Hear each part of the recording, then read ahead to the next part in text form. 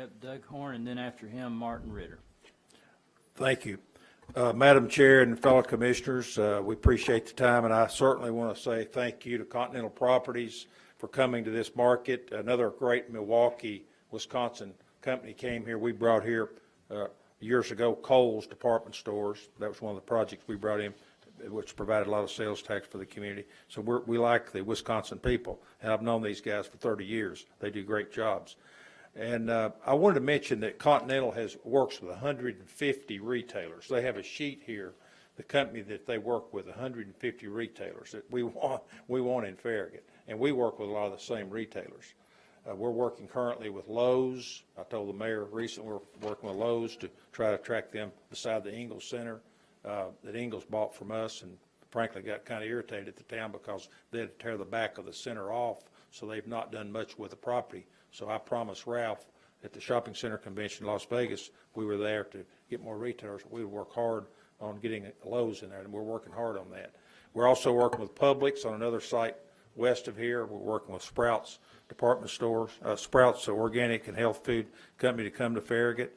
We've done a number of, as John Baker mentioned, we've done a number of projects that have provided economic base and sales tax revenue, and we've made profit on most of them. Some of them we didn't make so much money, but we've done the town hall center here. We didn't make any money on this development. We extended South Campbell Station Road and sold the town their property for a fairly cheap price. Eddie and Bob Leonard made a pretty good deal with us. Didn't make much money on that, but brought Aubrey's and other restaurants in this market. We've done Kohl's and Shops, Ingalls, Goodies, CVS.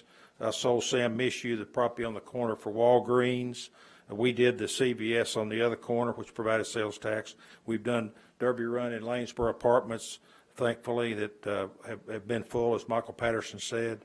The town center concept that everyone mentions, we had the property tied up years ago that Eddie and Linda have, our dear friends.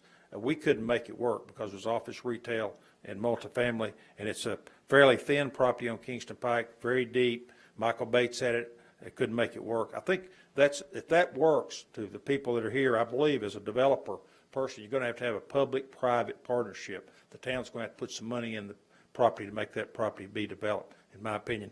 The other mixed-use property on the other side of Kingston Pike at Campbell Station's got we never liked that property. Rose Boring owned it because it has a big creek, it's a drainage channel down through it. I don't think you can develop that property that has been proposed for mixed-use development. The reason these apartment proposals have come forward, ladies and gentlemen, is because the town in their wisdom, which was wise, finally came up with an R6 zoning.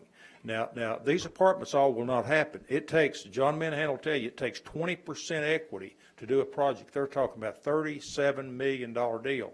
They're going to have to come up with $7.5 million equity in their pocket, out of their pocket, to make this project work. You can't do apartments and borrow all the money. You've got to put a lot of hard equity in it. Continental has that money. The thing that we're overlooking here, I am one of you people here, to use Ross Perot's you people phrase. I am an older person too. We're all recognizing what the older folks like me want in this town. We like stability, no change, like the lady said. We've lived in Foxton for 30 years, my wife and I have. But what we're overlooking is the young people, the dynamic change of the young people that we need to bring in, the millennials, the younger people under 40. Also, we're overlooking the investor developers. I won't mention names, but there's some investor developers, some of them are in this room, that won't come back to Farragut. We stay here. We started a newspaper here nearly 30 years ago. We believe in Farragut. I graduated from Farragut High School in 1963. I've been here 50 years. My daughter and son graduated here. We believe in Farragut. We're not going anywhere. But we're overlooking the investor developers to come to this town.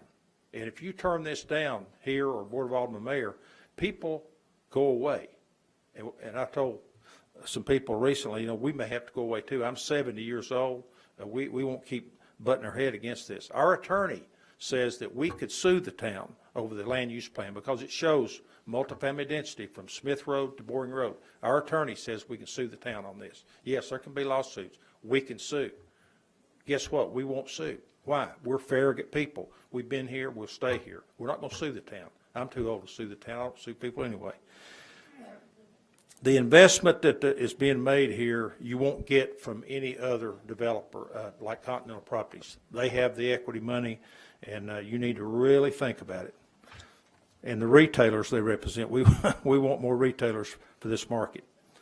I talked to one longtime official of this town today. He said that 85% of this town, 24,000 residents, would support this. They're not here. The people that are not here are the people we're building for, that we're trying to bring in this market. They're not here. But one of their old resident officials of this town said 85% support this. They're not here. The people we're building for are not here. Thank you.